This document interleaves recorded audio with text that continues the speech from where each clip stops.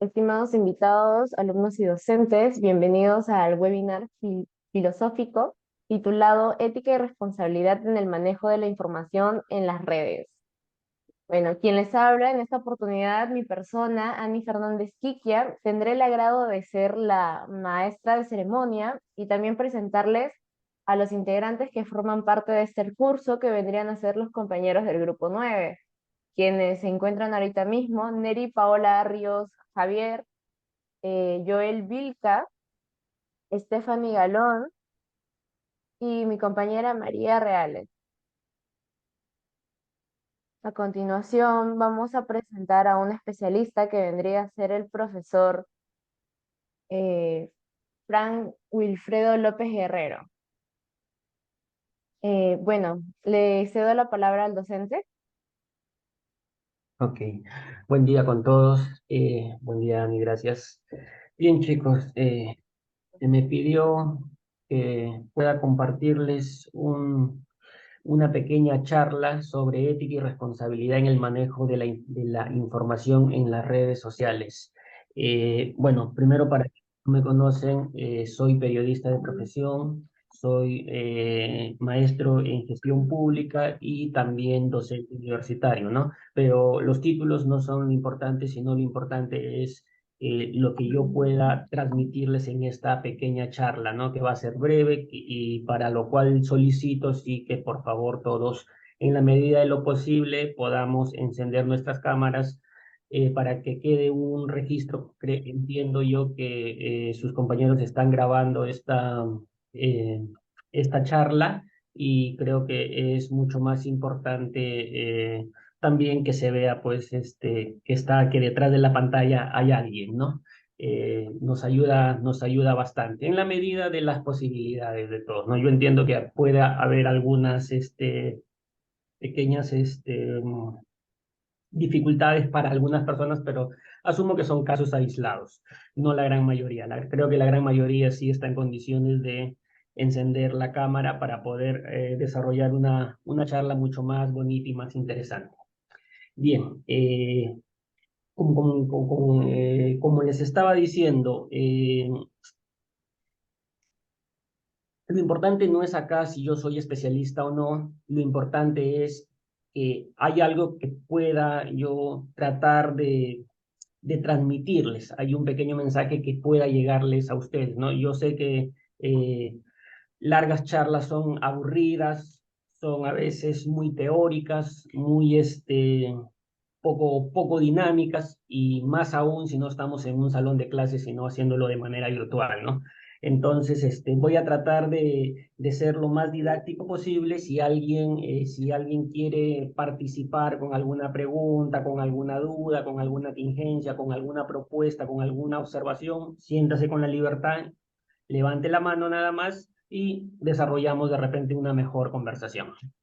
Bien, entonces ahora sí inicio con el tema.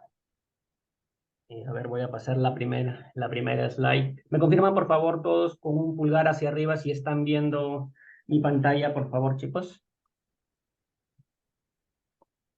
Correcto, Ani. Perfecto. Listo. Entonces,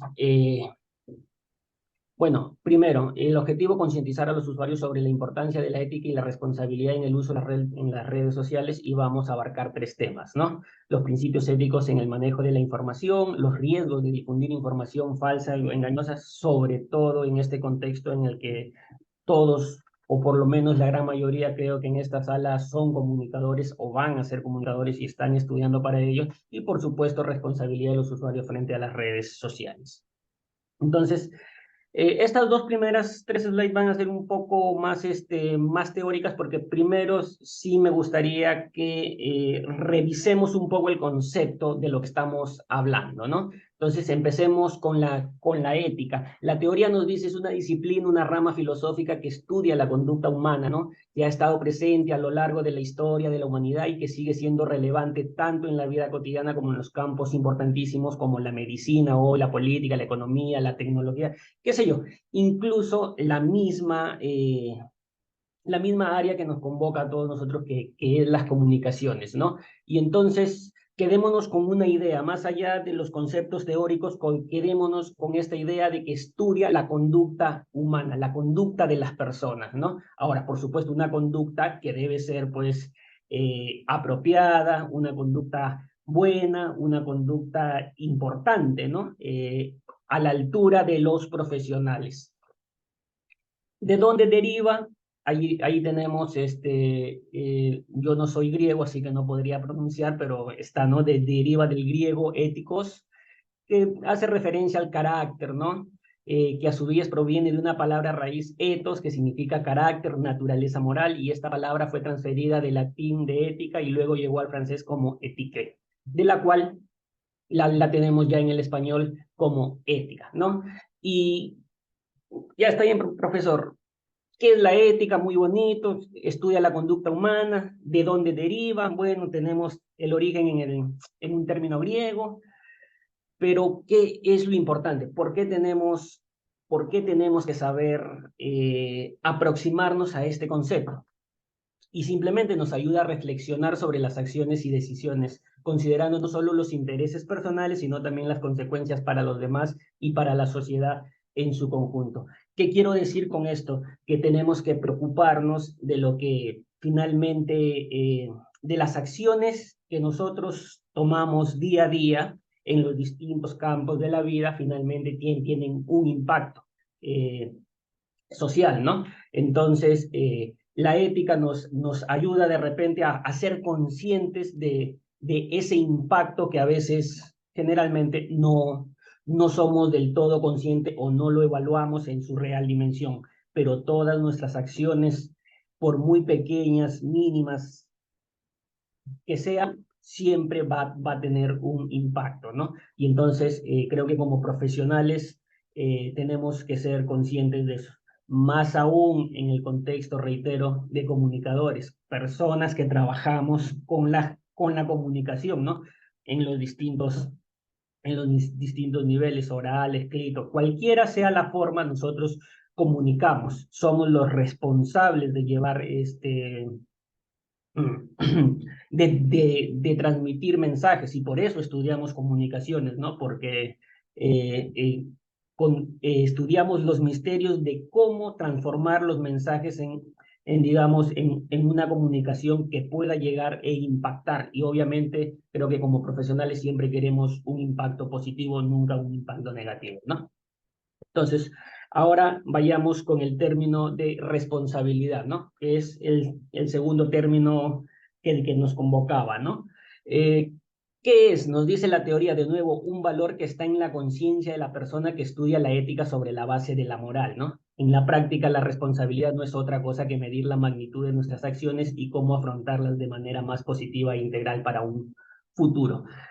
También nos aproximamos acá igual, lo quise hacer, no era tan necesario, pero sí lo quise hacer porque ya lo habíamos hecho con la ética, de dónde deriva. Tenemos ahí una voz en latín, ¿no? Que proviene de responsu, que significa que es una forma de ser considerado sujeto de una deuda o de una obligación. En este caso no nos preguntamos para qué es importante, sino cómo identificamos a una persona responsable, aquella que tiene la virtud no solo de tomar una serie de decisiones de manera consciente, sino también de asumir las consecuencias y de responder de las mismas ante quien corresponda en cada momento, ¿no? Y eso es algo que nosotros practicamos desde siempre, desde niños. Desde niños se nos otorgan a nosotros pequeñas responsabilidades según vamos creciendo y se nos van dando más responsabilidades, ¿no? De repente cuando somos niños nuestra responsabilidad pues es, eh, no sé, apoyar con algunas labores domésticas, pero ya cuando vamos ganando algunos años y vamos creciendo, pues vamos adquiriendo algunas responsabilidades, ¿no? En el caso de ustedes, por ejemplo, de repente muchos de ustedes estudian y trabajan a la vez, entonces comparten dos grandes responsabilidades en la vida, ¿no? De un lado, financiar o su carrera o aportar de repente a la canasta básica familiar con alguna ayuda, y de otro lado, pues, llevar el desarrollo de una carrera profesional que a la postre les permita tener un mejor estilo de vida, ¿no? Y acceder a mejores trabajos, ¿no? Entonces, dejando en claro que ya tenemos definido bien y ya hemos precisado a qué nos estamos refiriendo con ética y con responsabilidad, eh, pasamos ya a analizar el tema que nos compete, ¿no? Esto es una parte más teórica y medio aburrida. Yo sé que a todos no nos gusta hablar de cosas teóricas, de repente nos fastidia un poco, pero siempre es necesario recurrir un poco a la teoría para tener un punto de partida concreto. Entonces, vayamos a los tres temas que vamos a abordar. Uno, los principios éticos del manejo de la información como la veracidad, la precisión, la objetividad, el respeto a la privacidad y el derecho de autor. El número dos, los riesgos de difundir información falsa o engañosa, como la propagación de la desinformación, la polarización social y la violencia. Y tres, la responsabilidad de los usuarios de las redes sociales como la verificación de la información antes de compartirla, el uso respetuoso del lenguaje y la protección de la privacidad de los demás. Entonces vamos con la primera. Las redes sociales son un medio de comunicación masivo que tiene un impacto significativo en la sociedad. Por ello, su uso conlleva una responsabilidad ética. ¿Cuáles son? Y aquí me voy a detener. Primero, la veracidad, que tiene que ver con evitar compartir una noticia sin confirmar su veracidad. ¿Cuántos de nosotros tenemos todavía la mala costumbre de informarnos no por los medios que deberíamos informarnos, sino a través de nuestra red primaria de información, nuestra burbuja social? Un amigo comparte en cualquier red social, probablemente por la forma, por el público al que yo me dirijo, que ustedes son más jóvenes, asumo que la red social primaria para ustedes es Instagram o TikTok, ¿no es cierto? Creo que no me equivoco, ¿no?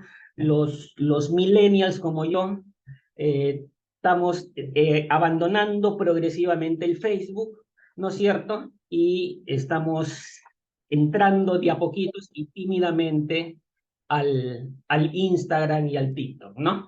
Pero en todo caso, independientemente de la red social que elijamos para socializar, siempre existe, digamos, la oportunidad de que alguien comparta una noticia, comparta un tema informativo, ¿no? ¿Y qué sucede en este escenario? No es, digamos, no es un descubrimiento lo que voy a decir, pero las informaciones más sensacionalistas, las que más llaman la atención, son las que tienen más capacidad de viralizarse. ¿Qué quiere decir? De propagarse mucho más. ¿Y qué sucede? Que el ser humano, como es por naturaleza un ser que apela un poco, que digamos le llama la atención más el tema del morbo, entiendas el morbo en su real dimensión, eh, le damos más atención a información que a veces no es tan importante o útil conocer, ¿no? Pero que sin embargo sí, digamos, despierta nuestro interés y no tiene absolutamente nada de malo admitirlo, ¿no? De hecho, el profesor siempre dice, ¿no? A mí no me gusta el chisme, pero me entretiene, ¿no? Así que eh, es algo que pasa, ¿no? Pero ¿para qué te digo esto? Para que ahora tú, desde tu punto de vista como profesional o futuro profesional, pues hagas el ejercicio que yo le recomiendo a todo estudiante mío cuando lleva conmigo periodismo, ¿no? Que empecemos a clasificar muy bien las fuentes que usamos como fuente de información, ¿no? Entonces, la primera recomendación, duda siempre de algo si es llamativo, si es sensacionalista, si por ahí te llama mucho la atención, duda. Yo no te digo que bloquees a todos tus amigos que comparten fake news, noticias no contrastadas o no sé, pues información sensacionalista, pero en todo caso sí que te detengas a hacer un doble check. A ver, oye, esto que compartió es verdad, vamos a verificarlo en páginas que realmente sí tienen un prestigio y que obviamente no se van a jugar con, digamos, con su prestigio y van a desinformar, ¿no? Lo más probable que encuentres es que o no encuentres información al respecto, o, perdón, no encuentres información al respecto de esa noticia, o que en todo caso ya exista una nota desmintiendo algún fake news, algún viral, algún tema, ¿no? Entonces, primera recomendación, evita compartir una noticia sin confirmar su veracidad, ¿no? Ahora, puede ser que sí sucedan cosas extraordinarias en el mundo. A veces dice el dicho, ¿no? La realidad siempre supera a la ficción, pero tampoco es que la realidad supera a la ficción mañana, tarde y noche o todos los días de la semana, ¿no? Y desinformación y fake news se producen pues, con una facilidad y una barbaridad asombrosa en estas épocas, en, en, en la era en la que vivimos nosotros, ¿no? De nuevo, otra, objetividad, ¿no? Nos dice la teoría, evitar difundir información que promueva la discriminación o la violencia. ¿Qué quiere decir? Eh, ¿Me están escuchando, chicos? ¿Me Sí, sí, confirman, por profesor. favor? Sí, profesor. Perdón, estoy distraído. Ok. Eh, Objetividad, pero les decía, evitar difundir información que promueva la discriminación o la violencia. Esto tiene que ver mucho con eh, realmente no sucede tanto acá en el Perú, pero sí sucede con mucha frecuencia en otras latitudes. Estados Unidos, Europa, generalmente por grupos, digamos, eh, racistas, ¿no? De esa índole, ¿no? Se me ocurren, digamos, en Europa, no sé si alguien tiene familiares en Europa y les pueden contar de repente cómo son tratados los latinos inmigrantes que van a Europa y buscan, pues, legítimamente una mejor calidad de vida y que van persiguiendo los sueños de una mejor calidad de vida, ¿no? O las personas que están en Estados Unidos, ¿no? También se enfrentan, digamos, a temas de discriminación, ¿no? Por un lado, discriminación y violencia, pero ¿qué tiene que ver esto con la objetividad? Y sencillamente vivimos en una sociedad en la que se juzga todo a través de un cristal, como que nos colocamos unas gafas y miramos todo a través de un cristal que no nos permite acercarnos, digamos, a, a evaluar las cosas en su real dimensión. ¿Qué quiere decir? Yo siempre les digo a los estudiantes, uno de los principios básicos del periodismo es la objetividad, ¿no? Tratar de describir las cosas tal como son. Y es difícil porque de por medio siempre, aunque uno no quiera, siempre se te va a escapar alguna, algún juicio medio subjetivo. Yo entiendo que no se puede luchar, pero sí se puede perseguir ese ideal, el ideal de soñar, de alcanzar una objetividad que siempre va a estar lejos de ti, pero que tienes que ir a buscarla. Es decir, ser más ético siempre, ¿no? Más responsable con la información. Otra característica, respeto a la privacidad, evitar usar imágenes o videos de personas sin su consentimiento.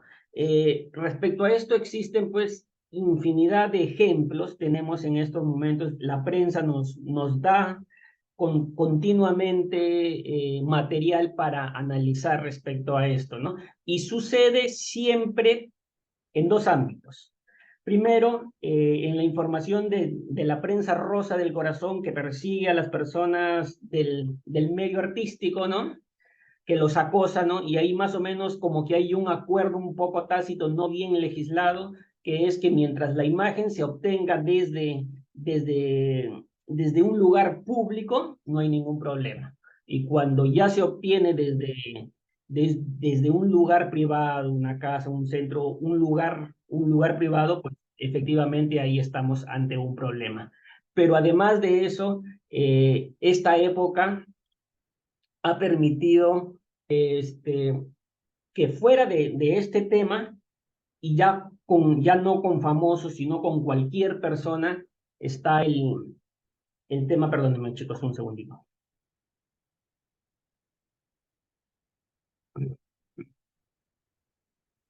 Perdón. Eh, Está el tema de, seamos honestos, somos adultos todos acá. ¿Cuántas personas legítimamente en el ámbito de su privacidad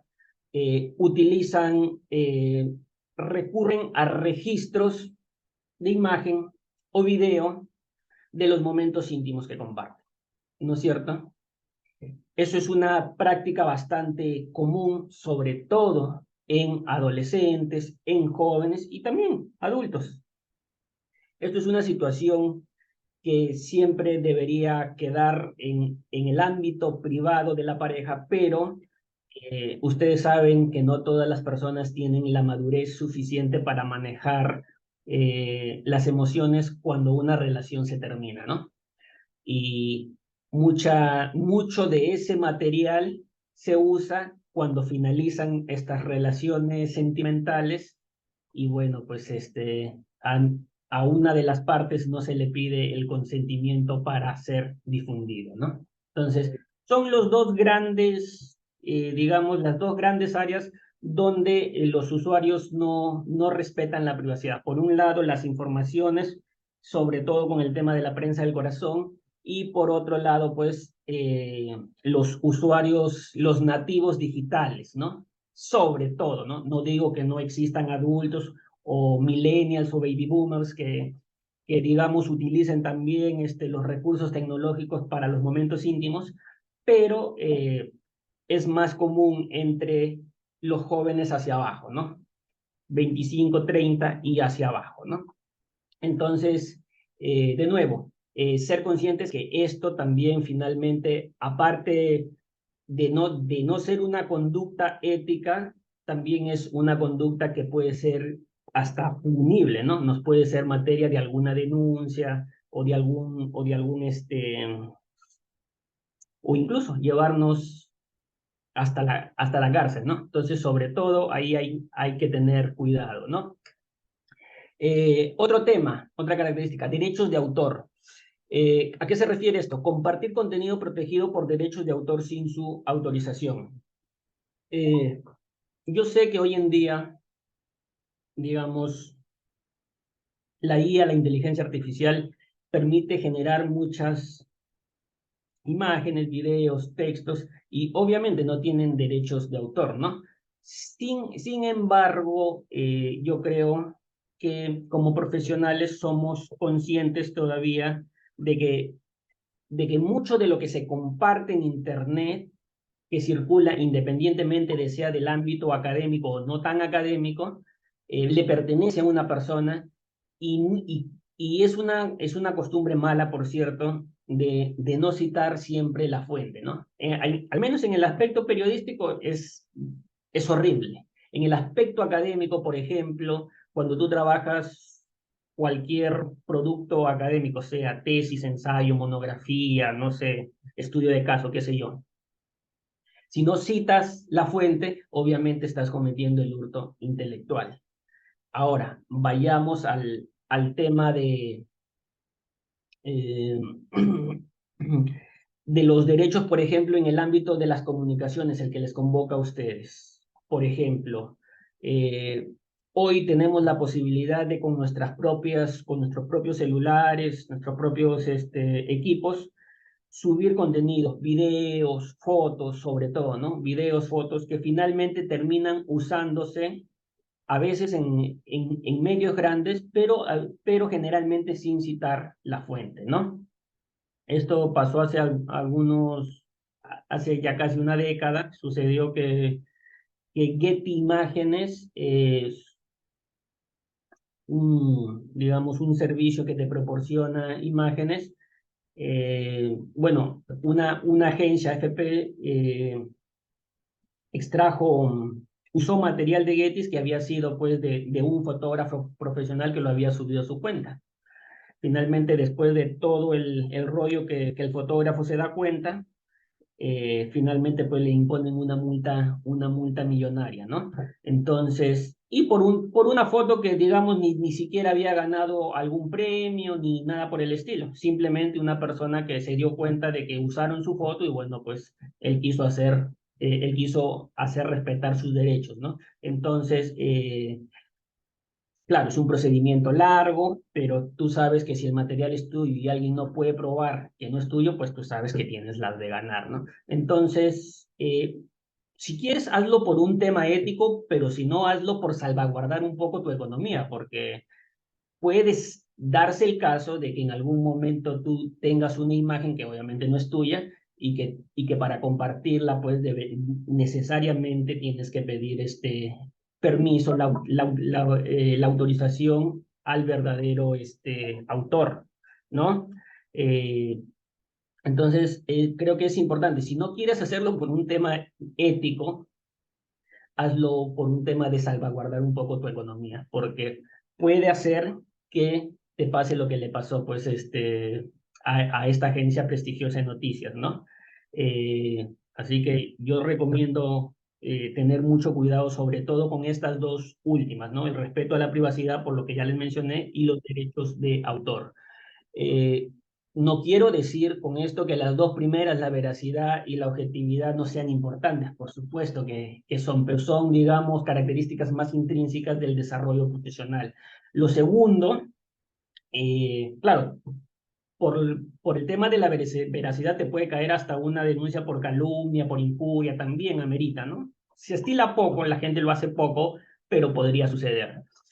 Pero con los dos últimos sí es bastante preocupante, ¿no? El respeto a la privacidad y los derechos de autor, sí te recomiendo que tengas muchísimo cuidado, ¿no? De hecho, creo que a lo largo de la carrera, por lo menos acá en la Universidad César Vallejo, eh, tienes que desarrollar por ciclo un curso de que es de formación, de investigación formativa, ¿no? Y entonces yo creo que por lo menos tú sales sabiendo el APA como el Padre Nuestro, ¿no? Entonces ahí se está haciendo indirectamente una tarea importantísima sobre respeto de derechos de autor, ¿no? Tú sabes en este momento que nada de lo que tú presentas es, digamos, idea tuya, ¿no? Es básicamente has tomado la idea de alguien y la has parafraseado, pero estás citando la autoría de alguien, ¿no? Entonces, a mí me parece, punto aparte, esto una práctica muy importante, una práctica pedagógica muy importante en la universidad y que va, digamos, en sintonía con lo que estamos viendo en este momento, los derechos de autor. Bien, chicos, entonces creo que les dije que no iban a ser tan teóricas las cosas y creo que ya empezamos a verlo de esta manera. Voy a pasar al otro tema, pero no quiero salir de este sin darles la oportunidad a ustedes de que si alguien tiene alguna pregunta, algún aporte, alguna precisión, pues es momento de hacerlo, sino para ya pasar al segundo tema. Sí, entendería que ese silencio me indica de que podemos pasar, ¿no, chicos? Bien, vamos. La difusión de información falsa. Ok. La difusión de información falsa o engañosa es un problema grave que puede tener consecuencias negativas. Aquí vamos a hablar sobre todo de estas malas prácticas propias de la era, la posverdad, las fake news, ¿no? La desinformación. Eh, es importante que ustedes presten atención a esta área, sobre todo porque son comunicadores. A ver, la primera, propagación de desinformación. La información falsa o engañosa puede contribuir a la propagación de desinformación, lo que puede generar confusión y desconfianza en la población. A ver, ¿cómo les explico esto? Eh, no sé si ustedes siguen con atención, por ejemplo, las elecciones presidenciales en Estados Unidos. Yo las sigo siempre. Y sería bueno que de alguna manera ustedes también le presten atención a este evento político. Sí, profesor, pero nosotros vivimos en Perú a miles de kilómetros de Estados Unidos. Es una realidad que no nos afecta, que no nos debería interesar. No nos debería interesar, sí, pero que no nos afecte, yo discrepo con esa idea. Nos afecta de alguna manera. Cuando eres niño y joven, probablemente no, pero a partir de este momento, cuando tú ya eres un estudiante universitario y, digamos, próximamente un profesional, eh, créeme que es algo que te va a importar mucho. ¿Y por qué hago énfasis en el caso de Estados Unidos? Porque no es que no suceda en otras latitudes, de hecho sucede acá también. Sin embargo, sí hay ya estudios internacionales avalados sobre el proceso electoral en particular, ¿no? Y cómo la propagación de las desinformaciones de un bando y otro bando, tanto republicanos como demócratas, finalmente eh, tuvieron un impacto en la elección propia de la presidencia, ¿no? ¿Y por qué les digo tuvo un impacto y por qué se analiza? Porque sucedió algo curioso. Ustedes saben que en Estados Unidos no gana el que más votos tiene en conteo simple. ¿Qué quiere decir? Aquí gana, pasan a una segunda vuelta si alguien no consigue el 50% más uno, y en segunda vuelta gana el que tiene mayoría, aunque no llegue pues al 50 más uno, ¿no? O sea, una mayoría simple. En Estados Unidos no sucede así. Sucede que, que el que gana es el que más colegios electorales, eh, el que más colegios electorales gana. ¿Qué quiere decir? Un ejemplo. Lima tiene 35 congresistas. Entonces, si gana en Lima alguien, los votos, los 35 votos de ese colegio electoral pasan automáticamente a una persona independientemente de los votos que haya obtenido la persona que perdió. ¿Me dejo entender? Vayamos, pasémoslo a Estados Unidos. Alguien ganó en un estado, no sé cuántos votos tiene los estados, Nueva York, Nueva Jersey, Florida, California. No sé si tiene, por ejemplo, California 5. Especulemos que tiene 5. En California ganó alguien, ganó uno de los dos y automáticamente los 5 votos se van para el ganador. Y, por ejemplo, en otro estado, no sé, se me ocurre Nueva York, que debe ser un estado muy poblado y debe tener 50 votos, pues una persona que ganó también se lleva esos 50 votos. Pero en ese bolsón de 50 votos hubieron muchas personas que votaron por el candidato, por el otro candidato. Entonces, ¿esto qué permite? ¿Qué permite? Permitió una cosa curiosa en la elección pasada, no esta en la que ganó Joe Biden, sino en la que ganó, en la que le ganó, eh, ¿cómo se llama el presidente? Ayúdenme, el expresidente de Estados Unidos, Donald Donald Trump. Trump. Donald Donald Trump, Trump. gracias, señor. Que le ganó a Hillary Clinton. Sucedió algo curioso. Hillary Clinton fue la que más votos en conteo fue la que más votos obtuvo en Estados Unidos. Sin embargo, Donald Trump ganó porque ganó en los colegios electorales, ¿no? Obtuvo más colegios electorales. Yo sé que es un poco difícil de entender de buenas a primeras esta idea, pero es completamente democrática y legítima. ¿Y aquí qué pesó?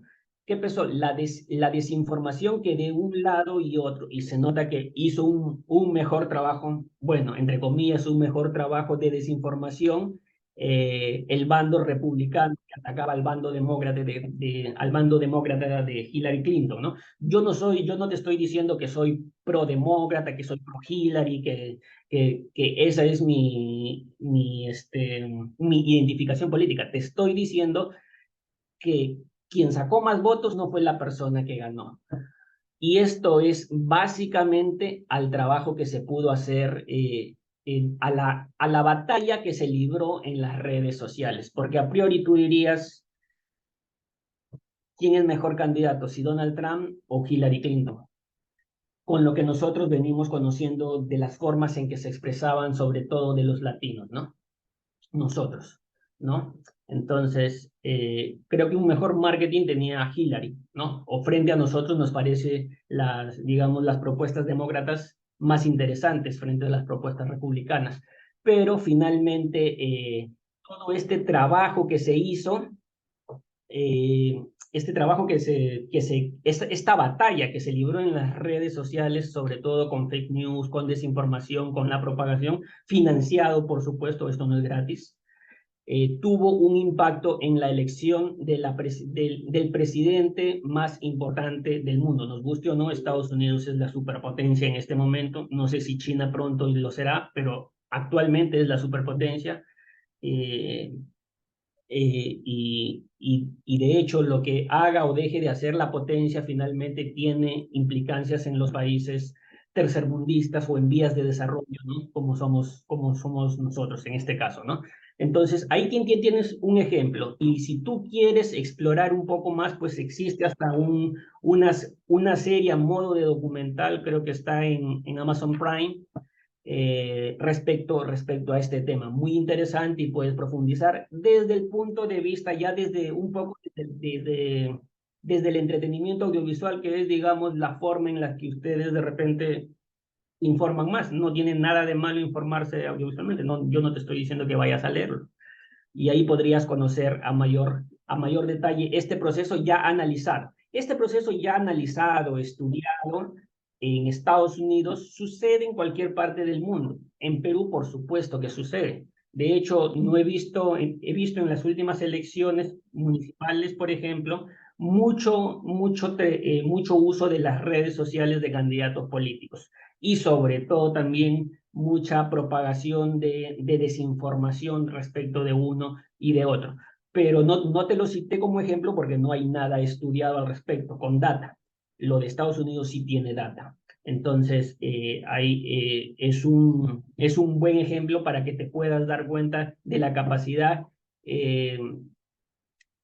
de lo que puede llegar a provocar la desinformación. Ahora, el segundo concepto, que es la polarización social, y es digamos, sí voy a usar un ejemplo peruano. Y las últimas elecciones es un ejemplo clarísimo. Las últimas elecciones presidenciales, ¿no? Donde la sociedad peruana se partió en dos: pro Keiko, pro Pedro Castillo, ¿no?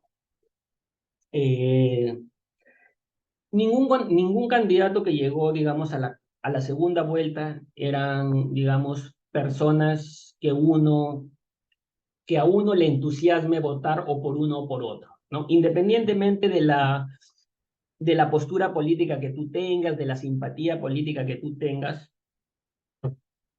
había que tomar sí o sí una decisión.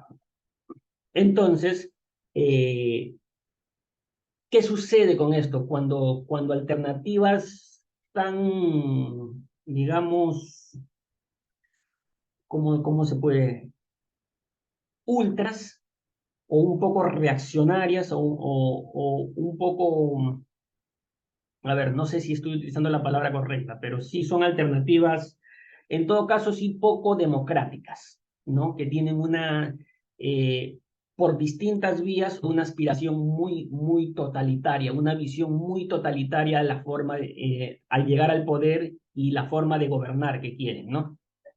Estas dos alternativas, ninguna buena, por supuesto, eh, tenían dos aspiraciones. La aspiración, digamos, un poco más honesta era la de Pedro Castillo, más honesta al expresar sus ideas, no digo que más buena, porque de frente te decía que quería controlar los medios de comunicación, reformular el Poder Judicial, reformular la Junta Nacional de Justicia, lo que antes era el Consejo Nacional de la Magistratura, de repente tomar el control del BCR, etcétera, ¿no? Tomar el gobierno y reorganizarlo supuestamente para hacerlo mejor, ¿no? Y te lo decía en su plan de gobierno. O sea, no ocultaba esas intenciones. De otro lado, tenías pues una candidata que finalmente te decía que era demócrata, que luchaba por el país, pero que finalmente, por lo que tú habías visto de ella, en el último quinquenio de demócrata no tenía nada.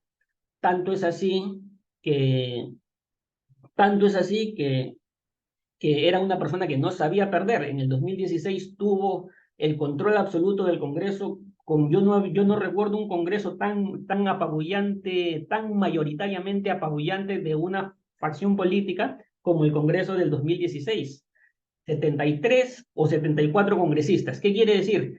Que por simple mayoría podía aprobar muchísimas cosas, ¿no? O sea, entre ellas promover mociones, de repente casi censurar ministros, y de hecho se dedicó a eso.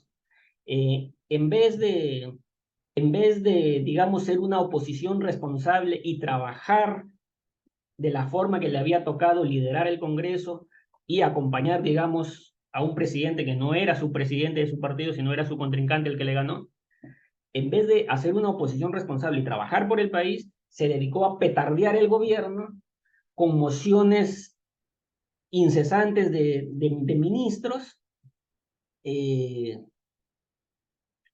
y censuras, creo que por meses, ¿no? Un mes le censuraba un ministro, ¿no? Primero creo que fue este ministro que hacía muy bien las cosas en educación, no me acuerdo ahorita el nombre. Luego creo que el de Economía, Alfredo Thorn. En fin, varios ministros. Fue cayendo uno por uno hasta que creo que les censuraron hasta gabinetes incluso, ¿no? Entonces, eh, lo que parecía una vendetta política, una venganza política, finalmente se convirtió en una, digamos, en una inestabilidad política. ¿Y qué genera la inestabilidad? Que como nación, digamos, pues, tambaleemos en esas metas que es básicamente el progreso y el desarrollo, ¿no? Entonces, sin estabilidad política no se genera inversión, el trabajo cae, ¿no? La generación del empleo decae, ¿no? Entre muchas otras cosas, ¿no?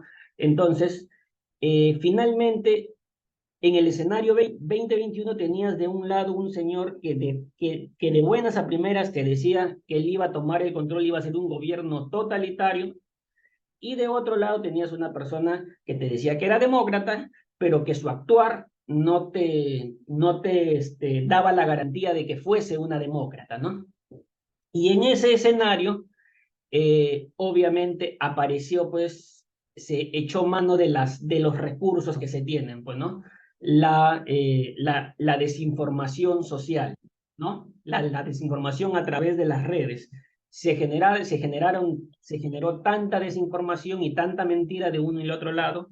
Uno promovía en las redes que el otro iba a ser un gobierno totalitario, pero que además de eso te iba a quitar tu plata, te iba a confiscar tu casa y todo, ¿no? O sea, ya su plan daba miedo, pero te decían más cosas que no estaban en su plan que te hacían temer aún más.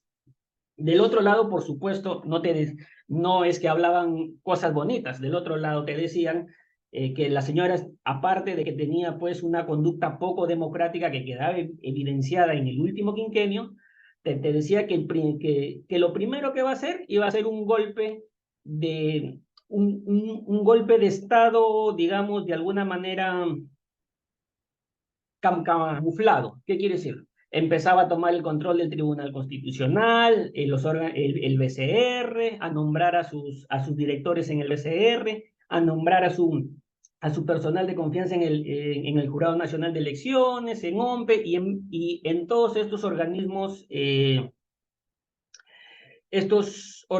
que son, se supone, de alguna manera independientes de los tres poderes que conocemos, ¿no? Que son autónomos. Entonces, esto naturalmente, para las personas que simpatizan con la economía social de mercado,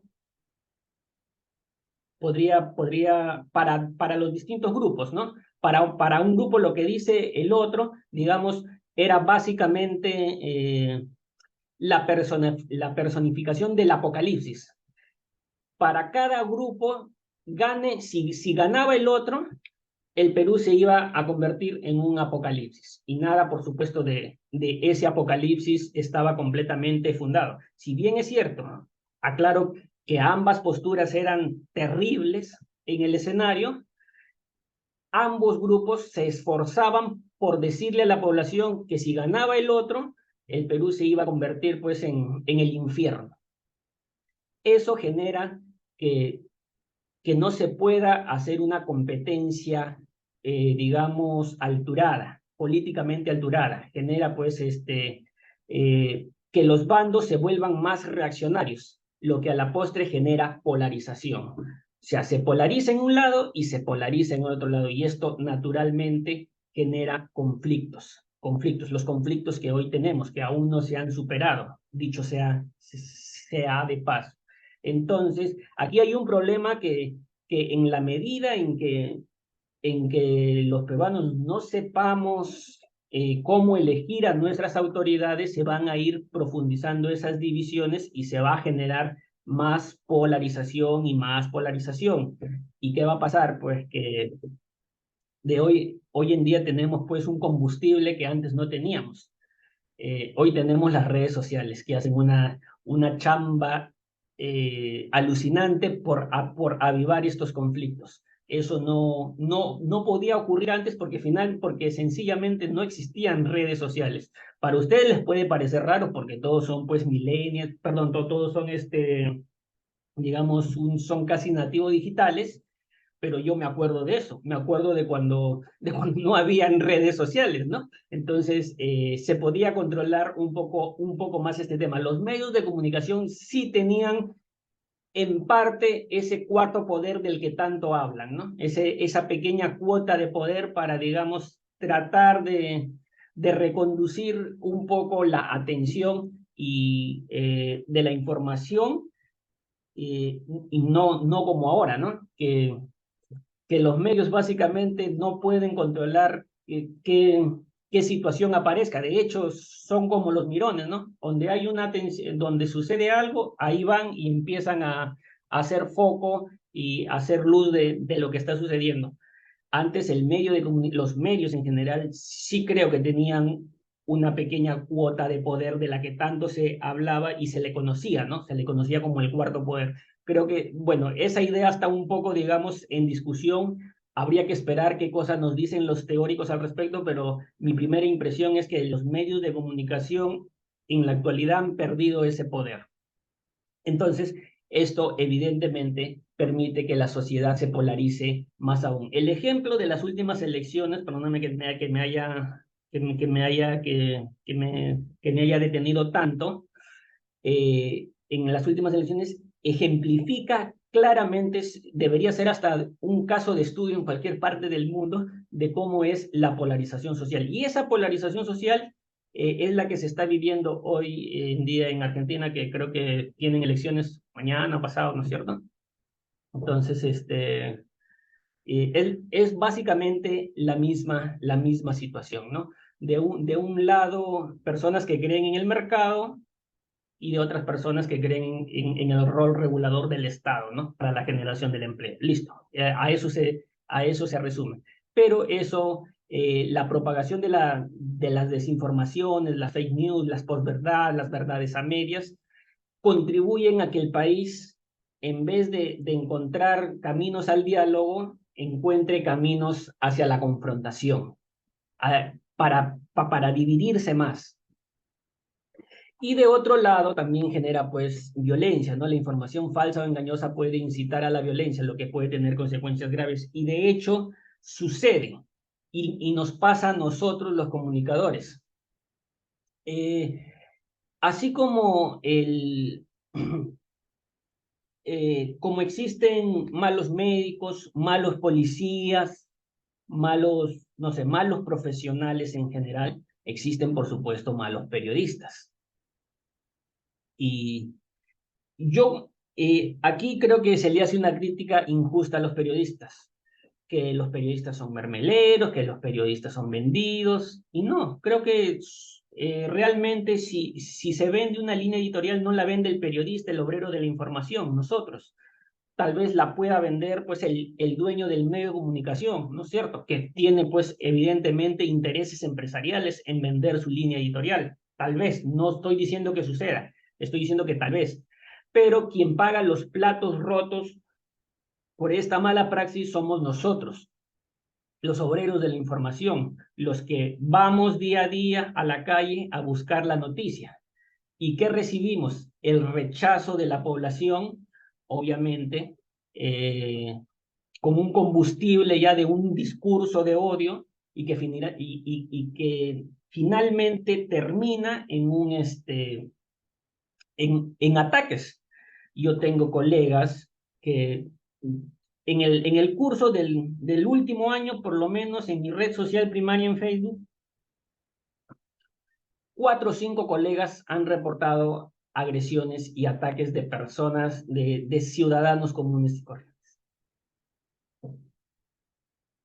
¿Ellos qué fueron a hacer? A hacer su trabajo, a cubrir protestas, marchas, denuncias. ¿Cuál fue el resultado de ir a hacer un servicio social? Con la cabeza rota, con puntos, les destruyeron los equipos fotográficos, las cámaras, y ustedes saben que comprar un solo lente cuesta 2.000, 3.000 soles, una cámara, ¿no? Un equipo, ustedes saben que eso cuesta. Generalmente los reporteros gráficos, los que hacen fotos, ellos van y trabajan con sus propios equipos. O sea, ¿qué quiere decir? Si tú sufres un ataque en tu trabajo, quien se perjudica no es la empresa, te perjudicas tú, porque a ti te cuesta tu cámara, a ti te cuesta tus lentes, tus filtros, tus equipos, tus baterías, y es más, te pones en riesgo tú mismo. Y esto tengo que advertirles a ustedes, que en la sociedad hay un barullo, hay una idea que empieza, que ha tomado bastante fuerza, y que es que la prensa en líneas generales está vendida, que la prensa es mermelera, ¿no? De hecho, existe hasta una broma, ¿no? De cómo te llamas tú. Yo me llamo Elmer. Ah, el mermelero, ¿no? Entonces, estas cosas suceden, chicos. Son más reales de lo que pasan. Y te puede pasar a ti si tú llegas a trabajar en cualquiera de estos medios grandes y te mandan a cubrir una protesta. Ten 4 o 5 amigos, no te voy a dar los nombres, pero sí que han sufrido casos de agresiones. ¿Y por qué? Porque en la sociedad está extendida esta idea de que la prensa está vendida, que la prensa tiene intereses. Y no es así. Y no es así. Te aseguro que no es así. A lo mucho, los dueños de los medios de comunicación tienen intereses. Legítimos, por supuesto, porque creo en la libertad de empresa. Creo que las empresas pueden tener el derecho de tener una postura política, ¿no? Pero no tiene nada que ver con el trabajo de obrero de la información. Y esto es una realidad, es una triste realidad, es algo que no debería ocurrir, pero que ocurre. ¿Cómo vamos con el tiempo, Ani? Nos queda una slide. Sí, Un vamos tema, bien. perdón. ¿Sí? Ya, Sí, a ver. sí, vamos bien. Ya, ok. Vamos a tratar de resumir esta idea. Bueno, este era el tercer tema, ¿no? Los usuarios de redes sociales tienen una responsabilidad ética en el uso de las plataformas. A ver, vamos a ver qué cosa nos dice. La primera responsabilidad, este trabajo que debemos hacer es verificar la información antes de compartirla, ¿no? Es importante verificar la veracidad de la información antes de compartirla para evitar difundir información falsa o engañosa. ¿Y por qué? Por lo que te explicaba, porque si te das cuenta, con un pequeño granito de arena, tú estás contribuyendo en esta ola de nieve que cada vez crece, crece, crece, crece y crece, y que estás alimentando puedes terminar alimentando una desinformación, una fake news, un tema de posverdad, ¿no? Algo que finalmente en chiquito no lo notas, pero en masa sí se nota claramente, y además genera, pues por supuesto, pone en riesgo a las personas y te puede poner en riesgo a ti, ¿no? Usar un lenguaje respetuoso, ¿no? Es importante usar un lenguaje que, digamos, alturado en las redes sociales, evitando las expresiones que puedan ser ofensivas y discriminatorias. ¿Qué pasa? Las redes sociales es como el campo de batalla. La gente te dice cosas por redes sociales que frente a ti no se atreve a decirte. Pero que además de eso, si discrepan contigo, a lo mucho no te saludan, te voltean la cara, se hacen los que no te vieron, ¿no? Pero eso es lo que sucede en el mundo real. En el mundo online, en esta segunda vida, ¿no? En esta second life, que llaman algunos especialistas en este mundo digital, eso no ocurre. Si algo de lo que haces le molesta a alguna persona, en físico lo mucho te voltea la cara, pero en el digital suelta toda la amargura, todo el hate, toda la rabia, toda la frustración, utilizando pues un lenguaje poco alturado, ¿no? Donde ya no se debate con argumentos, sino simplemente se apela, digamos, a los agravios, eh, a los insultos, al agravio y al insulto limpio. Nada más, o a recordar algún episodio poco feliz tuyo, ¿no? Que todos tenemos algo que tapar bajo la alfombra, ¿no? No es que somos dechados de virtudes, ¿no? Y querámoslo o no, en algún momento de nuestra vida nos hemos equivocado, hemos tenido patinón. Me pongo, por ejemplo, yo, no te estoy diciendo a ti, el profesor, ha tenido situaciones poco felices o bochornosas en la vida, por supuesto que sí. Y entonces, alguien que discrepe conmigo en redes sociales probablemente no me quiera ver en persona, pero si se encuentra con alguna publicación mía en redes, pues aprovecha esta situación que no le caigo bien para hacer uso de la crítica, pero de una crítica desmedida, no una crítica constructiva, no una crítica discrepante incluso, ¿no? Sino una crítica violenta, una crítica agresiva, una crítica donde se dejan de lado los argumentos y donde priman pues las ofensas, los ataques, las diatribas, ¿no? Y eso es lo que yo te invoco a ti, a que siempre trates de manejar. Es difícil, ¿no? Al profesor le costó muchísimo este, sostener discrepancias alturadas con personas y es probable que te pase a ti porque tú eres un joven, ¿no? Yo entiendo, yo tengo hoy día 37 años, pero he tenido 20 como tú y a los 20 uno se quiere trompear con el mundo, ¿no? Y las redes sociales son como un combustible, ¿no? Entonces, yo lo primero que te invoco es a que en la medida de lo posible trates siempre de tener un lenguaje alturado, aunque tu interlocutor opte abiertamente por el insulto, lo cual a ti no te va a quedar más que como silenciar o bloquear esa conversación y no continuarla. Pero por mucho que te pique la mano de responder, no respondas. Te vas a hacer un favor tú y tu hígado te lo va a agradecer, dicho sea de paso. Entonces, yo te invoco a esto. Además que le gusta a Ani porque creo que Ani ha tenido estos episodios con algunas personas. Muy bien, chicos, perdón, se me fue la broma. A ver, bueno, pasemos a otro tema. Proteger la privacidad de los demás. Es importante, ¿no? Evitar compartir información personal sin su consentimiento. Hace un momento hablamos, pues, de los riesgos, por ejemplo, de lo que más sucede en los jóvenes, ¿no? Cuando terminan una relación sentimental, empiezan a ventilar estos videos que se grabaron en la intimidad. Pero no solo esto, no solo está este tema. Hay otro tema que digamos, debemos hacer simplemente por salvaguardar digamos, el derecho a la privacidad de personas que comparten con nosotros, no sé, incluso por la situación misma en la que vivimos, ¿no? Vivimos en una época de inseguridad no solo ciudadana, sino también inseguridad digital. Eh, los, los delincuentes obviamente se han puesto a tono con los tiempos, ¿no? Y saben que digamos,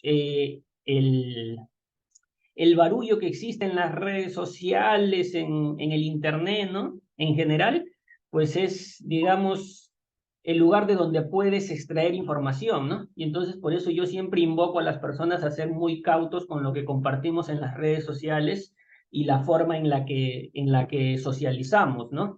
En principio, si tú no eres influencer, eh, deberías tener pues cuentas, digamos, con límites de privacidad, ¿no? Yo no te digo que te vuelvas un paria social y que salgas de todas las redes, pero sí que tengas mucho cuidado a quién le muestras tu contenido, ¿no? Que sean personas, digamos, que sean realmente personas que tú consideras amigas, ¿no?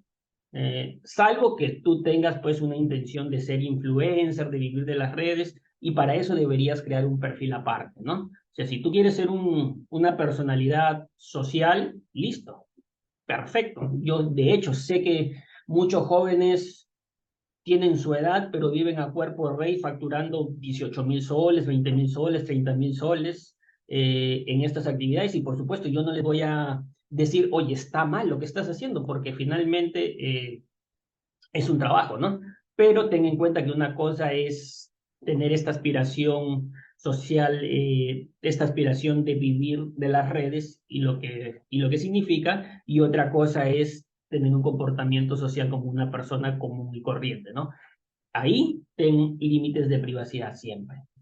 Y en lo otro, eh, sí, pues sí, si tú quieres, ya es un asunto tuyo, si logras conectar con alguna audiencia y que esto te genere pues rentabilidad a la postre. Yo lo voy a aplaudir, por supuesto, no me parece negativo ni malo. Eh, eh, pero sí te recomiendo que te cures en salud tú, porque es poco probable que otra persona vaya a tomar las,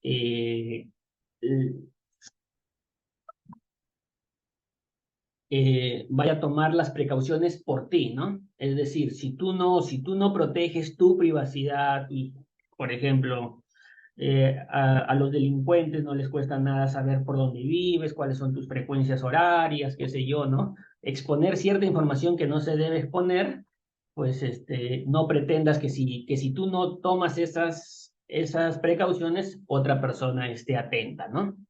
Entonces, más que una recomendación de proteger la privacidad de los demás, es protegerte tú mismo, ¿no? Curarte en salud y tomar las precauciones necesarias, importantes. Bien, entonces, creo que ya vamos cerrando, vamos a las conclusiones, y son efectivamente tres, ¿no? Y simples, que es de lo que hemos venido hablando. Es importante conocer los principios éticos del manejo de la información para usar las redes sociales de manera responsable. Sí, por supuesto, es importantísimo. Pero no solo es importante conocerlo, sino sobre todo aplicarlo desde un punto de vista profesional. También es vital ser conscientes de los riesgos de difundir información falsa o engañosa y evitar hacerlo. Y ya sabes por qué comporta riesgos, ¿no? Entre otras cosas, lo que hemos visto es porque polariza el país, porque fomenta el odio, porque fomenta, digamos, el ataque, ¿no? Entonces, seamos conscientes, un poco responsables. Sí, yo sé que tú me vas a decir, profesor, pero esto lo voy a hacer yo, pero el resto del mundo, ¿qué? Está bien. A mí me preocupas tú. El resto del mundo se puede tirar por el barranco. A mí me preocupas tú. Al cumplir con estas responsabilidades, los usuarios de redes sociales pueden contribuir a crear un espacio digital más ético y responsable. Sí, pero lo vas a crear alrededor un poco de la burbuja en la que te desarrolles, en la que te muevas, ¿no? Yo sé que uno no puede controlar digamos, el comportamiento de las otras personas, es difícil, pero uno puede tomar acciones por sí mismo, ¿no? Entonces, son tres conclusiones ahí importantísimas y creo que probablemente innecesarias, pero es importante repasar siempre un poquito la teoría. Y bueno, te dejo una charlita por si quieres, es medio aburrida, son conceptos jurídicos, pero es importante porque existe un marco jurídico, normativo y jurídico en el país, que esto lo vi en la Secretaría, en la Secretaría de Gestión de la Transformación Digital del Perú, adscrita a la PCM, a la Presidencia del Consejo de Ministros, ¿no? Eh, yo sé que todavía hay ciertos vacíos legales respecto a estos temas, digitales, porque sí, pues nos agarró en el camino, ¿no? Pero progresivamente se han ido poniendo a tono, ¿no? De hecho, falta curar mucho, falta legislar mucho y es trabajo, pues, de un legislativo que tenemos ahí que le toque a quien le toque, lo tiene que hacer. Pero también la Secretaría de Transformación Digital eh, tiene algunos avances, sobre todo pues algunas normas que te pueden ayudar. Lo dejo ahí con el enlace, puede compartir porque ya tiene esta PPT y se los puede distribuir individualmente a cada uno para que en la medida de sus posibilidades y de sus tiempos ustedes puedan profundizar más ya desde un punto de vista mucho más jurídico y mucho más técnico, ¿no? Aquí esto ha sido pues una charla, de momento es un monólogo, espero que sea una charla con sus preguntas y a ver qué podemos seguir, pero básicamente por mi parte esto sería todo y ahora sí abro, digamos, los micrófonos para que si alguien tiene alguna duda, pues es momento de decir, profesor, yo estoy desacuerdo con todo lo que usted ha dicho, no me parece, yo le voy a enseñar usted tiene todo el derecho de decir eso. Así que, adelante, adelante. Yo discrepo con esto no me parece y vamos a llegar a un acuerdo, ¿no? A ver, no sé, Ani, Neri, ¿quién más por ahí Sí, veo? profesor. Bueno, profesor, primero muchas gracias, exponente López. Como grupo nos gustaría realizar algunas preguntas en base al tema que usted ha explicado y esperamos que pueda responder. La primera de estas sería, ¿qué beneficio puede considerar usted sobre el uso de las redes sociales en la actualidad? Ujú. Bueno, el principal creo que, y desde un punto de vista profesional, no lo he desarrollado acá, pero sí creo que un correcto uso de las redes sociales para ustedes que son estudiantes nos puede poner en vitrina para acceder a mejores puestos de trabajo. Tienen una posibilidad increíble que mi generación no tuvo. Cuando yo quería insertarme al mercado laboral, yo no tenía esta posibilidad y ustedes la tienen. Así que aprovechen, les aconsejo yo que aprovechen eso. Sí, profesor. Bueno, usted también mencionó el tema de lo que son las normas APAS que nosotros aplicamos en los trabajos de investigación de la universidad. Al realizar un mal desarrollo de las normas APAS, ¿qué tipo de sanción se aplicarían para los estudiantes? Bueno, yo no sé cuáles son exactamente, digamos, la norma exacta de la universidad, pero en todo caso, lo que sí sé es que el hurto intelectual está, digamos, penado, es motivo de sanción. O sea, tú te puedes ir a la cárcel por el hurto intelectual, así de simple. O sea, yo no sé si la universidad ha implementado alguna sanción similar, porque lo único que podría implementar es una sanción, ¿no? No podría mandarte a la cárcel, ninguna universidad te puede mandar a la cárcel, pero sí podría implementar alguna sanción. Digamos, la normativa no la tengo, no sé si existe honestamente, pero lo que sí sé que existe es que ante la justicia, por el hurto intelectual, vas a responder. De eso, que no te quepa la menor duda. Sí, profesor, muchas gracias. Ahora quisiera saber si alguien más en la reunión tiene alguna pregunta para el exponente, puede Sí, levantar la buenos mano. días, ¿qué tal? Disculpen que ahorita no puedo levantar la mano, pero quería saber si me escucha. Sí, te escuchamos, Camila ¿Cómo Cotrina. está, Adelante. profesor? Bueno, sí, soy Camila Cotrina. Bueno, ante todo, buenos días con todos, buenos días con Eh, usted. Bueno, mi pregunta va relacionada más que nada a la actualidad, ¿no? En caso de los últimos casos que hemos ido viendo en las noticias, sobre todo el tema del bullying, ¿no? Que ahora también es a través de las redes sociales. Entonces, mi pregunta vendría a ello. ¿El ciberbullying se considera una falta ética y moral? Bueno, debería pues, simplemente no solo considerarse una simple, una falta ética y moral. Además, dicho sea de paso, también es motivo de una acción punible, ¿no? O sea, si se prueba, o sea, definitivamente le vas a rendir cuentas a la justicia. O sea, yo, más allá de que digamos, la charla se haya titulado Ética y responsabilidad que tienen que ver con el valor intrínseco de todo profesional, yo sí quisiera hacer incidencia en que tenemos, digamos, algunos deberes que finalmente si no los cumplimos y los, digamos, nos lo saltamos y, no sé, finalmente cometemos un delito, les vamos a rendir cuentas a la justicia, nos guste o no. Y de eso sí debemos ser conscientes. Y por supuesto, pues el bullying de todas maneras cabe en esa categoría, porque existen niveles de bullying, ¿no? Y los más peligrosos son pues los que ya vienen digo que niveles porque está pues tanto, hay situaciones físicas que no se pueden tolerar, pero situaciones psicológicas que parecen no ser tan nocivas para las personas receptoras, pero que a la postre en el desarrollo les acarrean problemas en el desarrollo profesional, ¿no? O sea, tan nocivo es un golpe como un ataque psicológico, ¿no? Realmente en el Perú no le prestamos tanta atención a esta última parte y de hecho debería ser una preocupación y un signo de alarma, de verdad, debería ser. Muchas estudiantes con muy buen potencial para el desarrollo profesional se desaprovechan justamente porque si físicamente no están dañados, emocionalmente están muy dañados. Y sucede, y es más frecuente de lo que uno pueda eh, darse cuenta.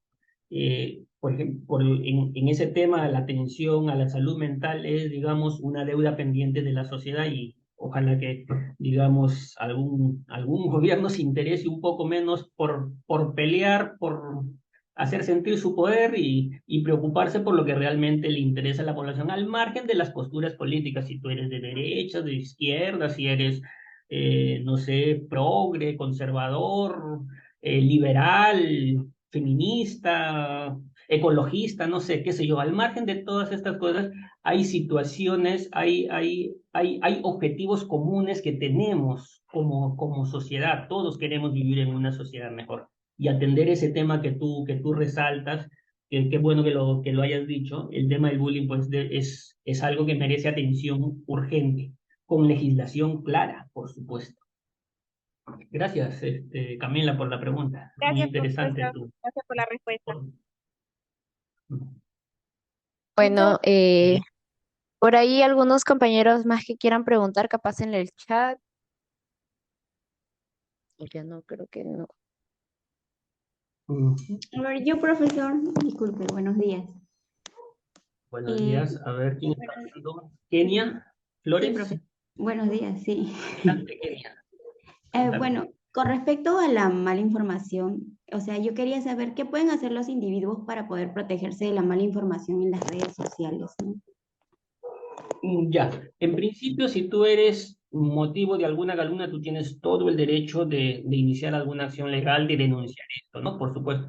Pero yo lo que les decía y como les dije en la charla, lo que les invoco es a ustedes a hacer un uso responsable, ¿no? A proteger siempre, a curarse en salud y tomar siempre las precauciones uno mismo, porque es difícil que alguien más lo haga por ti, ¿no? Y a eso iba. Si tú de alguna manera estás permitiendo que se conozca más información de la que deberían conocer, pues buena parte es responsabilidad tuya. Claro, que eso no te exime que eso obviamente no te quita la posibilidad de iniciar evidentemente alguna acción legal si tú te sientes pues atacada, ofendida, qué sé yo. Pero en principio la recomendación que yo les doy a todas las personas es cúrate en salud tú. Tú sabes quién es tu amigo realmente, ¿no? No todo el mundo es tu amigo. La gran mayoría son tus conocidos. Amigos son pocas personas, ¿no? Entonces, tienes que ser consciente de eso, mi estimada Kenia. Ya, profesor, muchas gracias por la respuesta. ¿Por qué lloras, Ani? ¿Qué ha pasado? Cuéntame. Profesor, porque es real lo que usted acaba de decir respecto a que primero uno se tiene que curar a sí mismo para y limitar a las demás personas que en realidad no son amistades y quedarse con su círculo pequeño nada más, creo yo. Porque escuchar Sí, mensajes o externos podrían afectar mucho lo que vendría a ser la salud mental de muchas personas. exacto. No todos tenemos una coraza bien puesta para esquivar las balas, ¿no? Claro, a estas alturas de mi vida, yo con 37 años, tú me puedes decir lo que quieras y a mí no me entran balas, ¿no? Estoy curtido, ya tengo cuero de chancho, pero ustedes son muchísimo más jóvenes, ¿no? Y yo he tenido 20 años o un poco menos y sé que hay palabras que aunque uno trate de mostrar fortaleza, finalmente te duelen, finalmente te hacen daño, ¿no? Entonces, tú en tu edad, más aún todavía deberías ser más consciente. Digo tú, pero en realidad ustedes, los jóvenes, más aún. Profesor.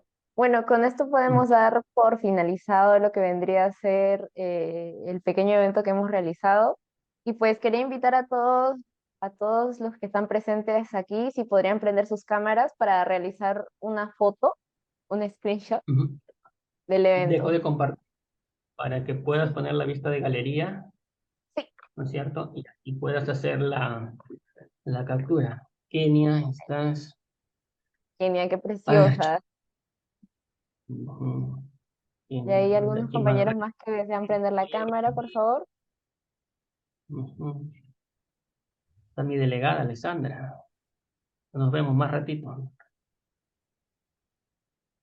Ahí procedo ahora sí a tomar la captura. Ujú. Y ya está. Listo. Bueno, agradecer a todos los invitados y más que nada al docente, al especialista. Gracias, profesor, por ayudarnos, por brindarnos su ayuda y también informarnos más respecto a este tema que en sí es muy interesante y creo que a la mayoría de los invitados y presentes les gustó, la verdad, porque es mucha información y creo que es bueno procesarlo también.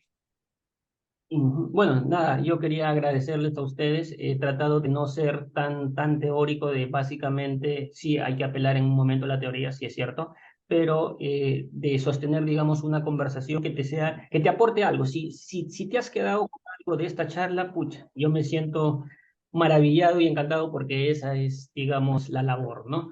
Que algo de lo que yo te haya dicho te pueda haber quedado, porque mucho de lo que he dicho en un rato te vas a olvidar, ¿no? Pero si por ahí algunas ideas han calado en ti, pues tómalas en cuenta y si te sirven, yo sé que probablemente te sirven, pues en buena hora yo me sentiré muy contento.